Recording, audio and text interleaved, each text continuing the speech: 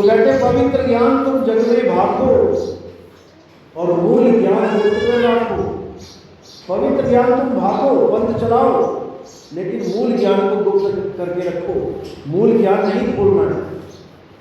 जब एक समय आएगा तब अपने आप ये मूल ज्ञान पूरे विश्व में प्रचारित हो जाएगा, और जिस कारण ये जीव इस इंसान चोले में आया है उसका ये कारण पूर्ण हो जाएगा, उसका लक्ष्य पूर्ण हो जाएगा। तो इसीलिए बोला कि इस ज्ञान को पहले तो कोई सुन नहीं पाता जल्दी, और सुन ले तो समझ नहीं पाता, समझ जाए तो अमल नहीं लाता। लोक लाज में फंस जाता है कि मैंने तो पिछले सालों से ये गुरु धारण किया है, मैं ये गुरु कैसे बदलूं, मैं तो उस गुरु के साथ कितनी कितनी जगह घूम लिया, लोग मुझे जानते हैं, अब मैं गुरु बदलूंगा तो लोग मुझे क्या कहेंगे। मैंने तो गुरु जी के साथ मिलकर सत्संग भी करना शुरू कर दिया था, अब अगर मैं गुरु को त्याग दूंगा, छोड़ के आगे बढ़ जाऊंगा तो लोग जीने नहीं देंगे। ये सब लोक लाज है, इससे कोई फर्क नहीं पड़ता कि तुम किस गुरु के साथ कितने समय रहे। फर्क इससे पड़ता है कि उस गुरु के साथ तुम्हारी मुक्ति होगी कि नहीं होगी। कि पता लगा तुमने सारी उम्र गुरु को धारण किया और बाद में तुम लक्ष्य रास्ते में चले गए, क्या फायदा उस गुरु को। तो साहिब कहते हैं जिस गुरु से भरम ना मिटे और भ्रांति जीव की ना जाए, सो गुरु झूठा जान के त्यागत देर ना लगाए। अगर तुम्हारे मन में संदेह है, संशय है, वो गुरु निवारण नहीं कर पा रहा है, तो वो गुरु को सदगुरु मत मान लेना। सदगुरु सारे भरम कर तोड़ देता है, सदगुरु सोए हुए जीव को जगा देता है, सदगुरु कभी भरम में नहीं फंसाता किसी को। सदगुरु कभी ये भी नहीं कहता कि बेटा तू मेरे पास आ गया है, मुझसे नाम ले लिया, अगर मुझे छोड़ के चला जाएगा तो तू नरकों का अधिकारी हो गया। सदगुरु ये भी नहीं कहता। सदगुरु कहता है जब लग मिले नहीं शब्द को साचा, और तब लग गुरु करो 10 पाँच। जब तक तुम्हें असली शब्द, असली नाम नहीं मिल गया, तब तक तुम एक छोड़ो 10, 12, 15, 100 जितने मर्जी गुरु बनाओ। दत्तात्रेय ने कितने बनाए थे गुरु? 24 गुरु बनाए थे। तो इससे हमें ये साबित होता है कि हमें गिनतियों में नहीं फंसना है, हमें अपने लक्ष्य को देखना है कि हमारा लक्ष्य उस गुरु से पूरा हो रहा है कि नहीं हो रहा है। क्योंकि गुरु बनाना हमारा अति आवश्यक है, लेकिन लक्ष्य क्या है उससे भी आवश्यक है कि हमें गुरु से परमात्मा मिल रहा है कि नहीं। गुरु तो सारे बना के बैठे हैं। अगर गुरु बनाना ही लक्ष्य है तो सारे संसार में गुरु ही गुरु हैं, और उनके हजारों लाखों चेले हैं, लक्ष्य पूरा हो गया। लेकिन नहीं हुआ, क्योंकि लक्ष्य गुरु नहीं है, लक्ष्य है सच्चा शब्द, सच्चा नाम जो गुरु देता है। अगर उसने नकली नाम दे दिया तो तुम सोच भी नहीं सकते कि तुम्हारी दशा क्या होने वाली है। अंत समय में तुम्हें कितना मुश्किल समय से गुजरना पड़ेगा, तुम नहीं समझ सकते। इसीलिए साहिब ने बार बार समझाया कि ऐसा गुरु धारण करो जो तुम्हें सतनाम से जोड़े। सतगुरु सोई सतनाम बतावे, और बाकी गुरु कोई काम ना आवे। सतगुरु वो है जो सतनाम बतावे, जो बताए तुम्हें सतनाम है क्या। लेकिन इस दोहे को सुना सुना के कबीरपंथी गुरु सतनाम जपवाने लगते हैं कि सतगुरु सोई सतनाम बतावे, तो लो हम भी सतनाम दे देते हैं तुम्हें, जपो सतनाम, मैं भी सतगुरु हो गया। कबीर साहब ने सतनाम जपने को नहीं बोला है, सतनाम को समझने को बोला है, बूझने को बोला है कि वो सतनाम है क्या। जब तक वो बूझोगे नहीं कि सतनाम है क्या, तुम्हें सतनाम मिलने वाला भी नहीं। इसलिए कबीर साहब ने बोला सतनाम है सार, बूझो संत विवेक करी, उतरो भवजल पार, सतगुरु का उपदेश यही। सतनाम है सार। सतनाम कोई मंत्र नहीं है कि 4 अक्षर जोड़ लिए सतनाम और इसको तोते की तरह रटने लग गए, सतनाम सतनाम सतनाम सतनाम, कुछ नहीं मिलने वाला। सतनाम है सार। क्या है सार? सार क्या होता है? सतगुरु ऐसा चाहिए जैसा सूप सुहाए, सार सार तो गही रहे, थोथा दे उड़ाए। सार को ग्रहण कर लो और थोथे को उड़ा दो। जो तुम्हें ऐसा गुरु ज्ञान दे दे वही सतगुरु है। और सतनाम है सार। अब निर्णय करेंगे सार और असार में क्या फर्क होता है। हमें यही नहीं पता कि सार क्या है और असार क्या है, तो हम क्या जाने कि हमें सही नाम मिला कि गलत नाम मिला। तो कबीर साहब कहते हैं सार क्या है, असार क्या है, इसे अच्छी तरह समझ लो। गीता भी यही कहती है, हे अर्जुन, इस दुनिया में दो तत्व हैं, एक सार तत्व है, एक असार तत्व है। यानी एक सत्य है और एक असत्य है। क्या सत्य है, क्या असत्य है? अध्याय 2 श्लोक नंबर 16 क्या बोला गया? हे अर्जुन, इस दुनिया में दो तत्व हैं, एक असत और एक सत्य। असत तो सब शरीरों और उनके द्वारा किए हुए कर्मों को बोला गया है, और सत्य इस आत्मा को बोला गया है। आत्मा है सत्य और शरीर और उसकी क्रियाएं हैं असत्य, जो शरीर के नाश होने के साथ ही नाश हो जाती हैं। जैसे मैंने कोई नाम बोला, सतनाम, कैसे बोला? इंद्रियों से बोला, शरीर के द्वारा बोला। ये मेरा मुंह ना होता तो मैं सतनाम कैसे बोलता? मेरे कान ना होते तो मैं सतनाम कैसे सुनता? यानी शरीर और इसके द्वारा बोले गए सारे नाम असत्य हैं। और सत्य क्या है? हे अर्जुन, आत्मा ही सत्य है। इस आत्मा को ना तो कोई शस्त्र काट सकता है, ना अग्नि जला सकती है, ना वायु इसे सुखा सकता है, और ना ही जल इसे भिगो सकता है। ये सब असत्य है। जो भी कट जाए, जल जाए, वो असत्य है। ये सारे शरीर असत्य हैं। इसलिए हे अर्जुन, असत्य को तो छोड़ देना चाहिए और सत्य को धारण करना चाहिए। तो आज हम जिसकी भी पूजा कर रहे हैं, किसी की भी पूजा कर रहे हैं, किसकी कर रहे हैं? शरीरों की। और शरीर क्या है? असत्य है कि सत्य है? असत्य है। यानी आज तक हमने जितनी भी पूजा करी शरीरों की करी, और शरीर असत्य है, तो हमारी पूजा सत्य कहां से हो गई?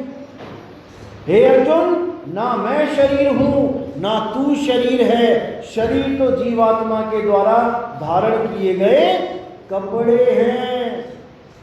तो आज तक हम किसकी पूजा कर रहे थे? कपड़ों की। हे अर्जुन, ये कपड़े ना तो हमारे रहेंगे ना तुम्हारे रहेंगे। लेकिन ऐसा कोई समय नहीं था जब मैं नहीं रहूंगा, और ऐसा कोई समय नहीं होगा जब तू नहीं रहेगा। यानी हम हमेशा रहेंगे, लेकिन ये कपड़े नाशवान हैं, कभी नहीं रहेंगे। जितनी बार धारण करेंगे उतनी बार इसको छोड़ना पड़ेगा। इसलिए हे अर्जुन, अविनाशी आत्मा को जान, जिसका कभी किसी काल में अंत नहीं होता, क्योंकि ये कभी पैदा ही नहीं होता। जो कभी पैदा नहीं हुआ उसका कभी अंत नहीं होगा, और जो पैदा हो गया उसका अंत निश्चित है।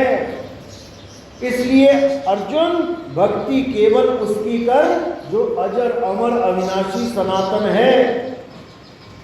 और सनातन क्या है?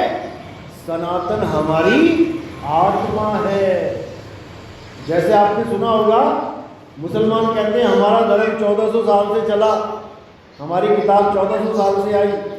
ईसाई कहते हैं हमारे ईसा मसीह जब आए तब ईसाई धर्म चला। जैनी कहते हैं जैन जी ने धर्म चलाया। बौद्ध वाले कहते हैं बुद्ध ने धर्म चलाया। केवल सनातन धर्म का कोई गिनती नहीं बता सकता कि सनातन धर्म कब था, कब से शुरू हुआ।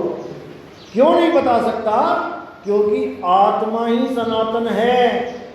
आत्मा की कोई डेट ऑफ बर्थ बता ही नहीं सकता, इसलिए आत्मा का कभी नाश भी नहीं होता। इसलिए सनातन धर्म यानी आत्म धर्म सत्य है, पुरातन है, इससे प्राचीन कुछ भी नहीं। बाकी जितने भी धर्म बने हैं ये इंसानों द्वारा बनाए गए हैं, इंसानों के नामों के द्वारा धर्म चले हैं। जैन जी ने जैन धर्म चला दिया, बुद्ध जी ने बौद्ध धर्म चला दिया, मुसलमानों ने मुसलमान धर्म चल गया, ईसाई ईसा जी से चल गया, नामों के नाम पे धर्म बने हैं। लेकिन सनातन धर्म ये कौन है? आत्मा ही सनातन है, इसका कोई नाम ही नहीं है। सनातन भी हम कह रहे हैं केवल, इसका कोई नाम नहीं है, ये अनामी है। आत्मा का कोई नाम नहीं है, आत्मा अनामी है। ये तो हमने नाम रख दिया इसका आत्मा।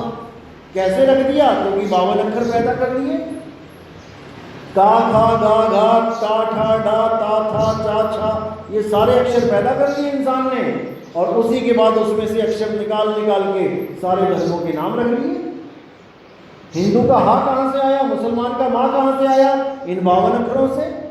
एक समय ऐसा था जब ये अक्षर भी नहीं थे। आदमी जब इस दुनिया में पहली बार आया तो नंगा था, जानवरों की तरह रहता था, जानवरों की तरह खाता पीता था, यहाँ तक कि उसके पास अग्नि भी नहीं थी। 4 तत्व में रहता था, थे यहाँ पे 5 तत्व, लेकिन 4 तत्व को जानता था, 5वां तत्व ही नहीं था उसके पास। आकाश के नीचे रहता था, इसलिए आकाश तत्व को जानता था। वायु तत्व को लेता था, इसलिए वायु तत्व समझ में आता है। पानी को पीता था, पानी तत्व को जानता था। धरती पे रहता था, धरती को जानता था। लेकिन अग्नि गुप्त थी, अग्नि तत्व उसको ऐसे पड़ी नहीं मिल गई कि कहीं पे से आप अग्नि उठा लाया। वो अग्नि तत्व का ज्ञान उसे कब हुआ? जब उसने शिकार किया, जब वो पत्थरों से शिकार करता था जानवरों का, तब जो पत्थर से टकराता था, दिन में तो नहीं दिखता था उसको, लेकिन जब वो रात को शिकार करता था तो पत्थर से पत्थर टकरा के चिंगारी निकली। अब उसने देखा ये क्या निकला भाई, तब उसने पत्थर से पत्थर टकराना शुरू किया, तब जाके उसको 5वां तत्व मिला। अग्नि एक खोज है, वायु आकाश धरती पानी खोज नहीं है, वो उसको वैसे ही मिल गया। लेकिन आग एक खोज है। आज भी अगर आपको आग चाहिए, आप खोजते हो। जैसे लाइट गई, क्या खोजोगे? अरे भैया माचिस देखो किसके पास है माचिस। अभी भी खोजना पड़ रहा है, तब जाके माचिस में से आग निकल रही है। तो जब वो आग भी नहीं थी उसके पास, तो ये नाम कहाँ थे? ये 52 अक्षर कहाँ थे? ये अल्लाह वाहिगुरु गॉड राम, ये अक्षर कहाँ से आए उसके पास? धीरे धीरे उसका बौद्धिक विकास हुआ। उसने अपने मुंह से निकलने वाली सारी आवाज़ों को एक नाम देना शुरू किया, लिखना शुरू किया, और हर आवाज़ को एक अक्षर के साथ जोड़ दिया। यही आज भी आपको सिखाया जाता है स्कूलों में। टीचर बोलता है बेटा लिखो का, वो केवल एक आवाज़ निकाल रहा है अपने गले से का, और बच्चा लिख रहा है का। लिखो खा, बच्चा लिख रहा है खा, सीखना पड़ रहा है उसको। ऐसे ही राम का रा, उसने बोला टीचर ने रा, बच्चे ने रा लिखा। आ का डंडा लगा के टीचर ने बोला माँ, उसने माँ लिखा। ये सीखना पड़ रहा है उसको। ये राम शब्द, ये अल्लाह शब्द, वाहिगुरु, ये कबीर शब्द, ये जितने भी नाम हैं आपके, ये कहाँ से आए? इन्हीं 52 अक्षरों में से आए। इन्हीं अक्षरों में से चंद अक्षर निकाल के सबने अपने अपने नाम बना लिए, अपने अपने धर्म बना लिए, अपनी अपनी जात बना ली। अगर ये 52 अक्षर आप खत्म कर दो तो हिंदू का हा कहाँ से आएगा? मुसलमान का माँ कहाँ से आएगा? ईसाई का ई कहाँ से आएगा? कहीं भी नहीं है। केवल तुम 52 अक्षरों के चक्कर में उलझ गए हो, इसलिए आपस में झगड़े कर रहे हो। तो कबीर साहब ने 52 अक्षरों का घोर विरोध किया। कबीर साहब कहते 52 अक्षर जीव आधारा, और आदि अक्षर जीभ्या से न्यारा। वाही को सत सिमरण कहिए, सिमर सिमर नर उतरो पारा। इस दुनिया में ऐसा कोई धर्म नहीं है, ऐसा कोई गुरु नहीं है जो ये नहीं कहता कि परमात्मा एक है। सब कहते हैं, लेकिन जब उनके पास जाओ तो वो अपने धर्म के हिसाब से तुम्हें नाम पकड़ा देते हैं। किसी मुसलमान फकीर के पास चले जाओ, वो क्या कहेगा? बेटा अल्लाह कर। अब उसको बोलो कि राम राम करके नहीं मिलेगा क्या? किसी हिंदू गुरु के पास जाओ, वो कहेगा बेटा राम राम जपो। क्यों? अल्लाह अल्लाह करके नहीं मिलेगा क्या? वो जब अल्लाह वाहिगुरु गॉड सब एक परमात्मा के नाम हैं जो इंसानों ने रखे हैं, तो फिर एक ही नाम जप के क्यों मिलेगा भाई? कोई दूसरा क्यों नहीं जप सकते? क्योंकि ये सब 52 अक्षर का खेल है। कबीर साहब कहते हैं गुरु ग्रंथ साहब में 52 अक्षर जोड़े आन और सकिया न अक्षर एक पहचान। जितने भी गुरु आए इस दुनिया में अपने अपने धर्म के हिसाब से, अपनी अपनी भाषा के हिसाब से अपने अपने चेलों को नाम देने लग गए। हिंदुस्तान में नाम लोगे हिंदी में मिलेगा, अरब देश में नाम लोगे अरबी में मिलेगा, अमेरिका जाके इंग्लैंड जाके लोगे अंग्रेजी में मिलेगा। यानी भगवान भी भाषाओं के आधार पर मिल रहा है। अब पानी ले लो, पानी पूरी दुनिया में कहीं भी पी लो एक सा मिलेगा और नामों के बंधन में नहीं मिलेगा। अगर तुम्हें उस देश में जाके पानी का नाम भी नहीं पता तो केवल एक इशारा कर देना ये वाला या ये वाला, अपने आप बंदा पानी दे देगा तुम्हें। ये सैन है।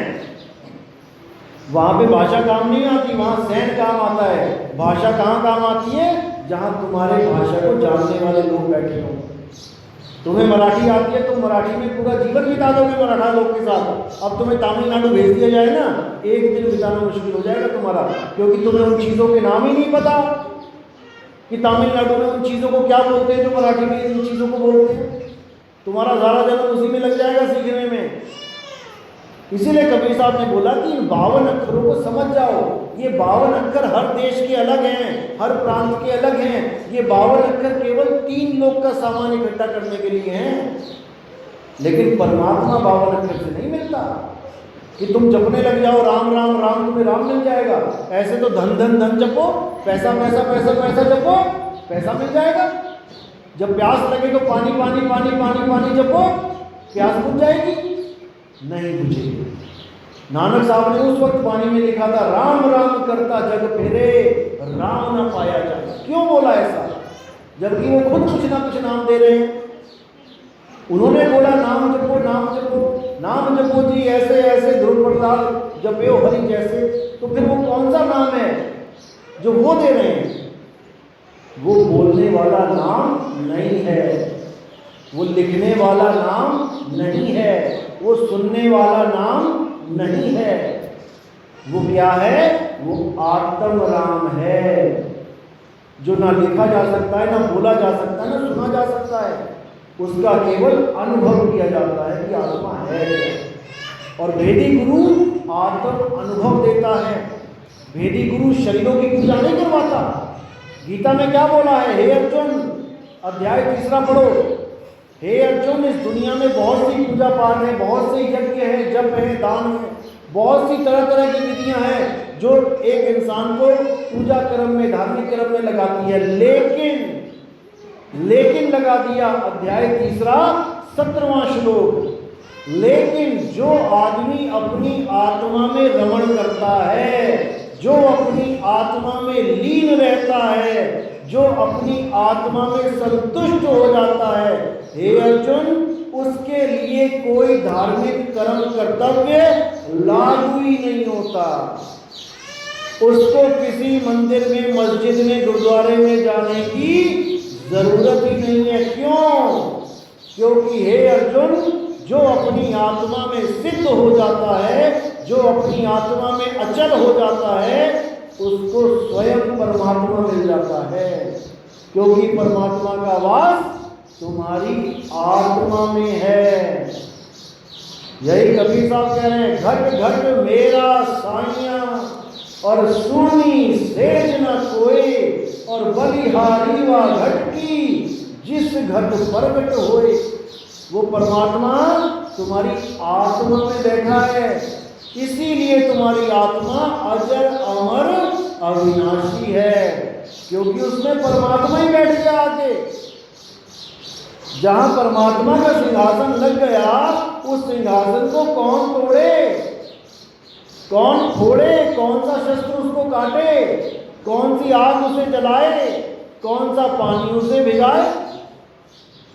तो इसीलिए साहिब ने बोला, ज्यों तिल माही तेल है और ज्यों चकमक में आग, तेरा साईं तुझ में है, जाग सके तो जाग। जैसे तिलों में तेल है, तिल के दाने में तेल है, अब तिल का दाना तेल को ढूंढने कौन से कहाँ कहाँ कौन सी गली में जाए? तिल के दाने में ही तेल है, दूध में ही घी है। दूध कहाँ जाए घी को ढूंढने? कौन से गली में दूध को घी मिलेगा? घी दूध में ही है। अब मिल क्यों नहीं रहा? अब कोई कहे घी दूध में है, चलो ठीक है, 2 लीटर दूध लेके आता हूं मैं, पतीले में हाथ डाल के घी निकाल के दिखाओ। ऐसे भी लोग बैठे हैं, कहते दूध में घी है, हाथ डाल के घी निकाल के दिखाओ। तो भैया ऐसे नहीं निकलेगा।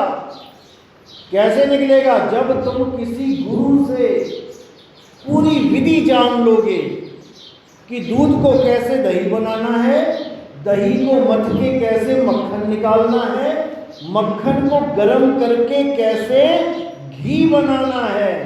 जब ये पूरी विधि तुम जान जाओगे, तब दूध में से घी निकाल लोगे। और विधि नहीं आती तो हाथ डाल के देखते रहो कहाँ है घी, नहीं मिलेगा।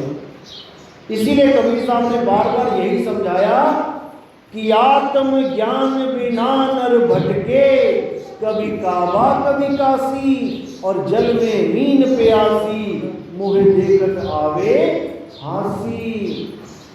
कि आत्म ज्ञान बिना नर भटके, मंत्र ज्ञान बिना नर भटके नहीं बोला कि तुम गुरु से मंत्र ले आए और मंत्र जप रहे हो तुम्हारी मुक्ति हो जाएगी, नहीं होगी। अरे तंत्र मंत्र सब झूठ है, इनमें न भर में कोई, और सार शब्द जाने बिना कागा हंसना होए। सार शब्द का क्या मतलब है? तुम्हारा सत्य स्वरूप, तुम्हारा आत्म स्वरूप, जिसका कभी कोई आदि और कोई अंत नहीं है। हे अर्जुन, तू और मैं सदा सदा से रहते हैं, और ये जितने राजा महाराजा तुम्हें दिखाई दे रहे हैं, ऐसा कोई समय नहीं था जब ये नहीं थे, और ऐसा कोई समय नहीं आएगा जब ये नहीं होंगे। तो कौन सा समय था?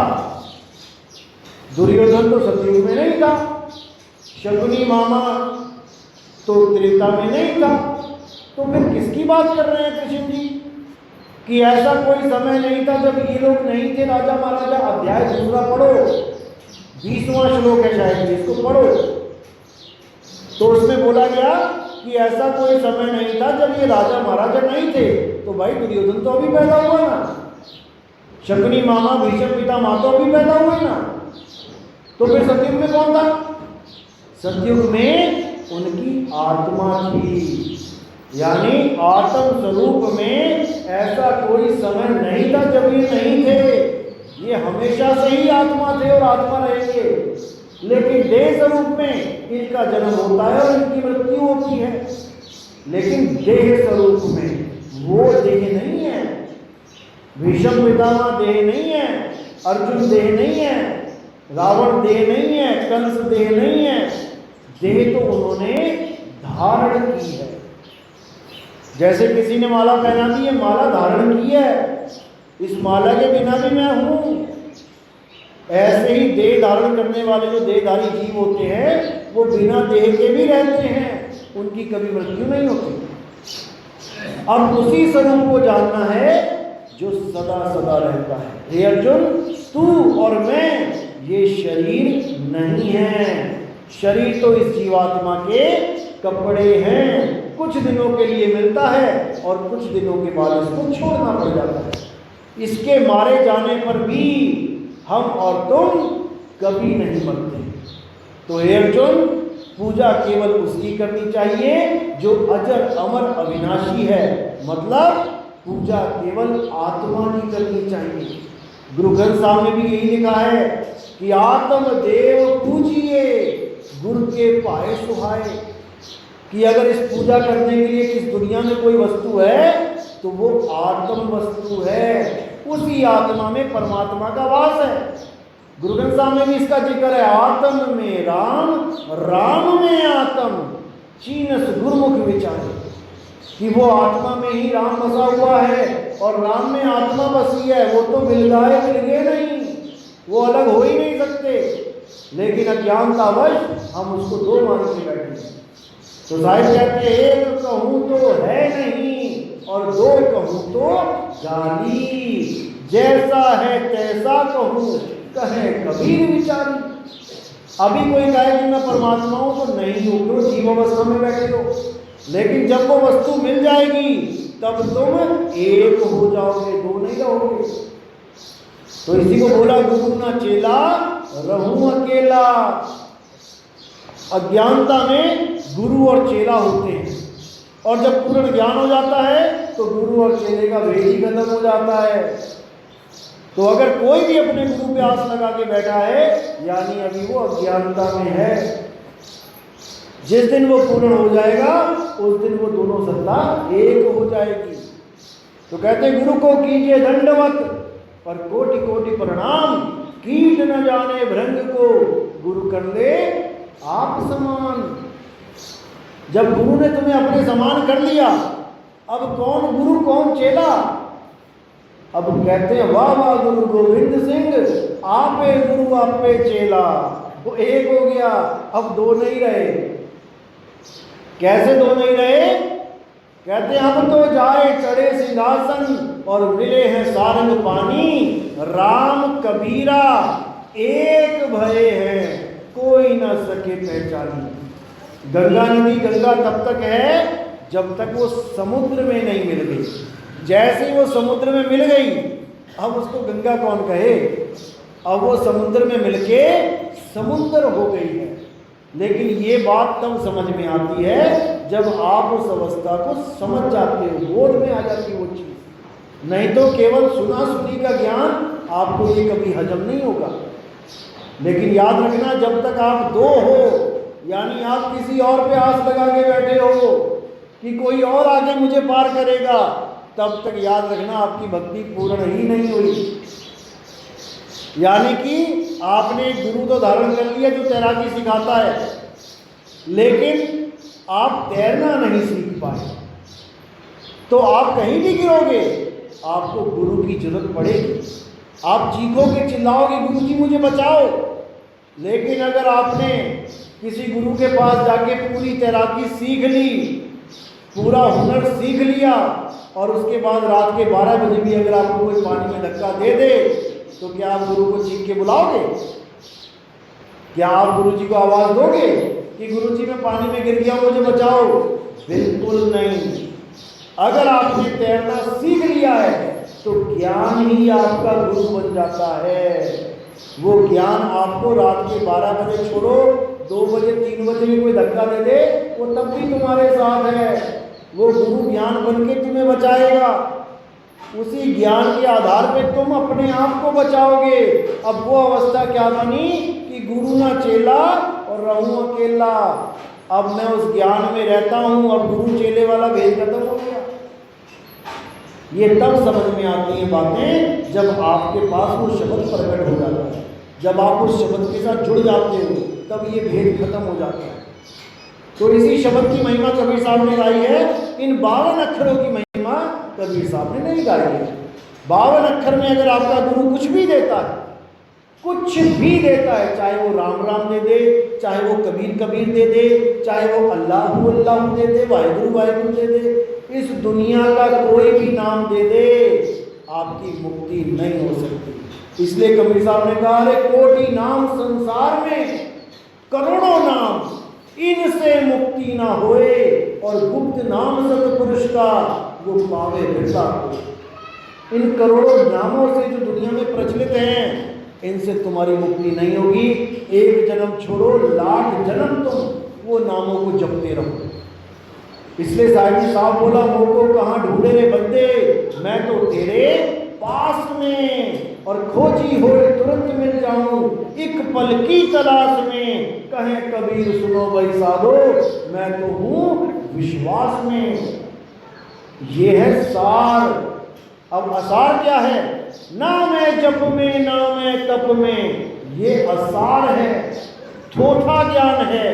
साहिब मना करते हैं नाम है जप में। अगर तुम्हें गुरु कोई नाम जपवा रहा है वो गुरु पूर्ण गुरु नहीं है।